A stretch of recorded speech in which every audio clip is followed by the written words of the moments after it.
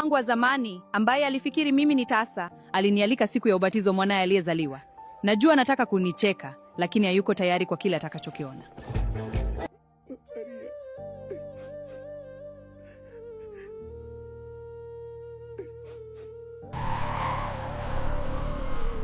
Wow, gari zuri sana, la kifahari na lenye kuvutia sana. Asante, asante. Hatimaye tumefika, watoto wangu wapendwa.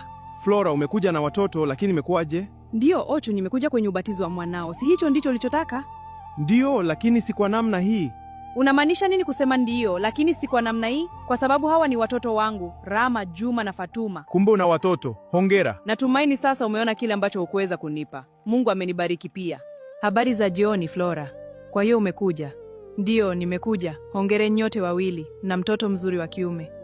Asante, Flora. Samahani, Ochu. Ulisema sikuweza kukuzalia watoto, na hilo lilikuwa kweli. Lakini kabla hujaanza kujivunia sana, acha nikuulize swali moja. Swali gani? Kwa miaka 7 uliniita tasa. Ulikataa kufanya vipimo vya kitabibu. Ulikuwa na kiburi sana. Leo mimi ni mama wa watoto 3. Kwa hiyo niambie, una uhakika huyo mtoto ni wako kweli? Unaongea nini? Fatuma, niambie ukweli, mtoto ni wangu au ni wa nani? Ochu! Tafadhali nijibu sasa hivi, la sivyo nitakuwa. Ochu, samahani. Sikupenda mambo yafikie hivi. Nilitaka tu kukupa mtoto. Mama yako na dada zako walikuwa wakinishinkiza na kunitesa. Niliogopa kwamba ungenifukuza. Hapana, haiwezekani, haiwezi kwa kweli. Niambie baba, huyo mtoto ni nani? Ni mtoto wa Ibrahim. Nilitaka tu kukupa mtoto. Nisamehe na kuomba.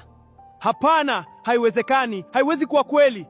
Kama Flora alipata mtoto na mwanaume mwingine, na Fatuma alilazimisha kutafuta msaada kwa mwanaume mwingine, Ina maana tatizo lilikuwa kwangu tangu mwanzo. Fatuma alilazimika kutafuta msaada kwingine. Tatizo lilikuwa kwangu. Nitaweka wapi uso wangu mimi? Fatuma, una hisia kwa Ibrahim kwa sababu yeye ndiye baba wa mtoto wako? Amekuwa karibu nami muda wote. Ndiye mtu pekee anayejali kuhusu mimi katika kijiji hiki. Naelewa. Sikiliza shoga yangu, nilipoolewa na Ochu, aliniahidi atakuwa pamoja nami katika nyakati nzuri na mbaya, lakini niliposhindwa kupata watoto alinitesa. Ochu ana kiburi. Hutawahi kupata amani ukiwa naye. Fanya uchaguzi sahihi na olewe na baba wa mtoto wako, kwa sababu yeye atakufanya uwe na furaha, kwa sababu anakupenda. Asante kwa ushauri wako, Flora. Wewe ni mwanamke wa kitofauti sana. Twendeni watoto.